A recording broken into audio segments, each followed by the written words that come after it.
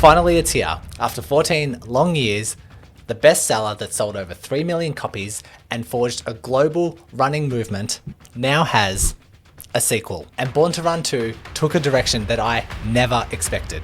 If you're unfamiliar with the first book, Born to Run is a compelling story that follows a particular narrative promoting a midfoot strike and barefoot running, essentially saying that if you're a heel striker, it's bad and it will cause injury and decrease your running performance. But since its release in 2009, a lot of robust research has come out and been released challenging this narrative and even disproving many of the original claims.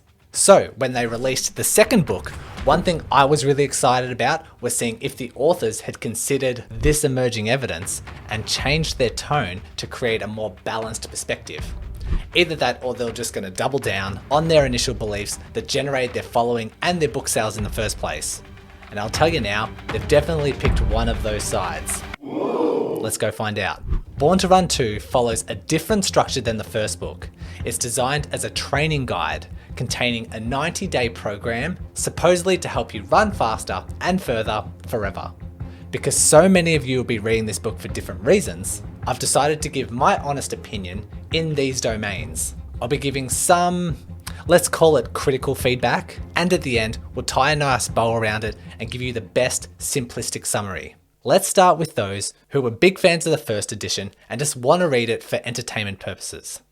In true Born to Run fashion, each chapter contains multiple compelling stories and interviews from, say, elite runners, running coaches, shoe experts, researchers, and even just inspirational recreational athletes.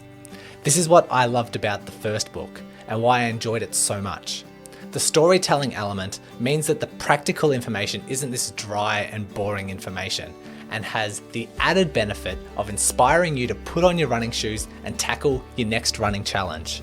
It also has some helpful advice on making running fun and actually highlights the importance of making running a social sport, which is perfect for recreational reading about the sport you love. So if you're looking for a leisurely read, purely for entertainment, I'll give this a 4 out of 5. However, very few runners will be reading this without the ambition of running faster or further. And this is where the wheels start to come off a little bit, because it becomes very clear, very early, that the authors are sticking to their guns and heavily promoting barefoot and minimalist shoes, avoiding a heel strike, and a 180 cadence, which is essentially the amount of steps that you're taking per minute. You'll finish reading this book thinking every runner should adopt these traits, without exception, if you want to reduce your risk of injury and increase your running performance. But like I said earlier, a lot of information has come out revealing the contrary to these claims. And these aren't small studies either that I've just handpicked. Take the paper from Laura Anderson and colleagues, which is a systematic review, essentially the highest quality of research you can find. They conclude that a transition from a rear foot strike to a non-rear foot strike will reduce running economy and increase running loads on the ankle. Keep in mind the outcome of a runner is to increase their running economy if they want to become more efficient. Granted, if someone persists enough through this transition phase, they become more accustomed to a midfoot strike and therefore can increase their efficiency over time. But the risk of transitioning from a heel strike to a midfoot strike doesn't seem to outweigh the potential benefits. The systematic review concluded that changing strike pattern cannot be recommended for an uninjured rear foot strike runner or a heel striker. While we're also on the topic of running economy, no unbiased running expert can ignore the comprehensive work done by Izzy Moore, who, through her entire systematic review on running performance, ever mentions 180 cadence as the number to strive for. Instead, Izzy recommends that everyone has a different optimal cadence, and with enough running practice, most runners will naturally gravitate within 3% of their own optimal range. The information in this book isn't all bad though. When it comes to performance, the book does do a good job of listing helpful fitness tests and ways you can correlate the results with training gears or different intensity levels, and then how you can implement those different gears into your training. So it does include some useful tips. But when it comes to running performance, it surprised me that the book left out some really important information to make you a faster runner. For example, we have really robust evidence to show that if you want to increase your endurance running, heavy strength training is the way to go. But because this doesn't fit the narrative of the book, it doesn't mention it anywhere. I'm here to help you out though, because I have done an entire video on the exact strength exercises for you to run faster. I'll share this video on the end screen if you'd like to watch this one next. With all things considered, if you're reading this to increase your running performance, I'll have to give this a 2 out of 5. Next, we have every runner's top concern, and that is getting injured. Again, the solution of the book, it's simple. Transition to barefoot shoes, avoid heel striking, and increase your cadence to 180. But if we follow strong research, you'll see that there is currently no evidence to support transitioning from rear foot strike to non-rear foot strike to reduce injury risk. So we know by now that the authors, they're sticking to their guns with their original philosophy despite research shifting the narrative. But another thing that annoyed me about this book was they mentioned the concept of identifying wobbles in your body. Allow me to explain. One assessment they suggested was called 100 ups, which involved marking the position of your feet and marching with high knees 100 times to identify any asymmetries. If you eventually drift away from the line, this is a wobble. And the book states, if you have a tight left hip or a forward lean from a lazy core, the 100 up will sniff it out. There are two schools of thought on this one.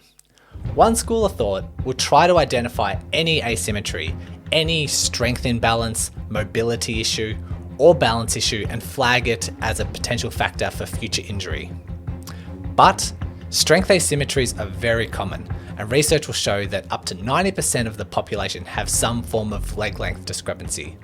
But these minor imbalances aren't enough to functionally disrupt someone's mechanics, which is why I like to position myself on the other school of thought, which is to only flag large, obvious discrepancies that impact function, while we ignore all the other small little wobbles.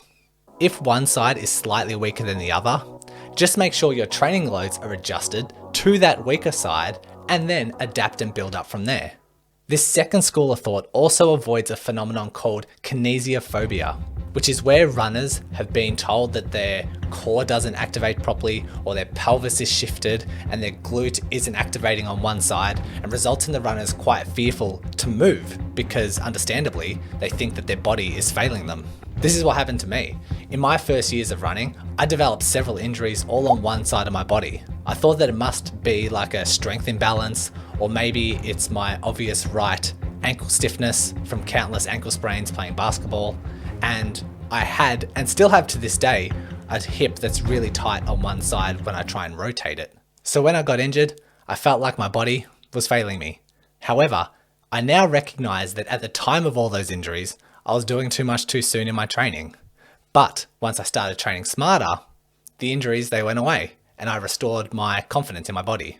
Lastly, on the topic of injury prevention, since the book strongly advocates barefoot running, I found it baffling that they didn't ever include instructions on how to safely transition into minimalist footwear. The only line I could find in the book says to start with your shortest run of the week. That's it. But if someone wants to try out minimalist shoes, there's good research with practical steps on how to do it safely, which is why I want to point you to another video that I've done explaining practical safety tips if you want to try a minimalist shoe. Again, I'll put this video on the end screen for you to watch. I hate to do this, but I need to be honest, from an injury prevention side of things, I have to give this book a 1 out of 5. And if you're currently injured and reading the book looking for rehab advice, the final section has content for each common injury type and practical things you can do to overcome it. I'm going to be honest, I didn't even make it to the end. Firstly, the solution for most things was to run barefoot and run with 180 cadence. Second, there was no mention of progressive strength rehab, which is the cornerstone for almost every running related injury. And the third reason I stopped reading this particular section was there was so much outdated terminology and remedies that they suggest. For example, they use the term like tendinitis, which health professionals know is inaccurate and haven't used it for over 10 years. And they keep saying that you need to massage out your knots in your muscles when you're injured, which we know that knots, they don't exist. It's like they wrote this book 20 years ago. So I can't rate it. I can't give it a score out of 5 because I didn't make it to the end. We will, however, finish with some positive stuff. But before I do that, I thought I'd give my final thought on the research side of things. While this book, similar to the first edition, appears to be backed up by evidence, don't be fooled. You can essentially find any piece of research or any expert opinion that fits your narrative and then just choose to show only that. We call this cherry-picked evidence and doesn't show a balanced argument. Granted, it's very hard to lay out all the available evidence and present a balanced view of things. It takes a lot of time, and even worse, it might even need you to change your stance on certain things if new research emerges despite your original thoughts. Believe me, I know this firsthand. As you can see on the stand over there, I wrote and published the Run Smarter book, which includes over 150 references, and it took me 10 times as long as what I thought it would to write the book. But it's my attempt to lay out all the available evidence on how runners can train smarter.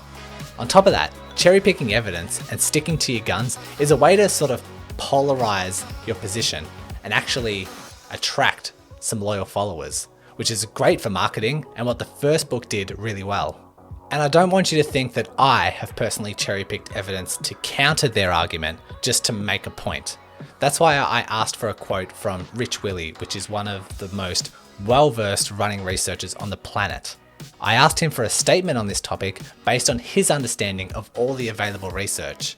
And he said, there is no evidence that a more natural foot motion is effective in the prevention of running-related injuries.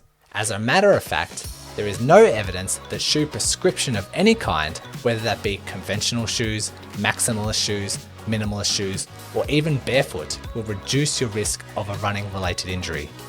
What we do know is that any rapid change in footwear is a surefire way to increase your risk of a running-related injury.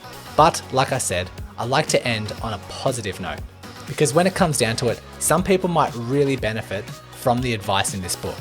Research just shows that it's not for everyone. Just take the advice with a grain of salt and ignore the talk of absolutes, such as everyone needs to do these things if they want to survive as a runner. But I will say, because they do talk in absolutes, it makes the book extremely practical. They'll tell you exactly what foods to eat, exactly how to warm up, when to run, how to run, and they even have suggestions all the way down to the exact shoe to wear. To my surprise, they chose my favorite shoe.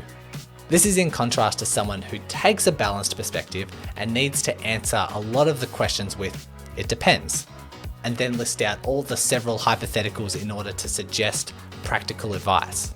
So, in summary, this book has taken a highly practical, simplistic approach to running with cherry-picked evidence, which will benefit some runners, but not everyone.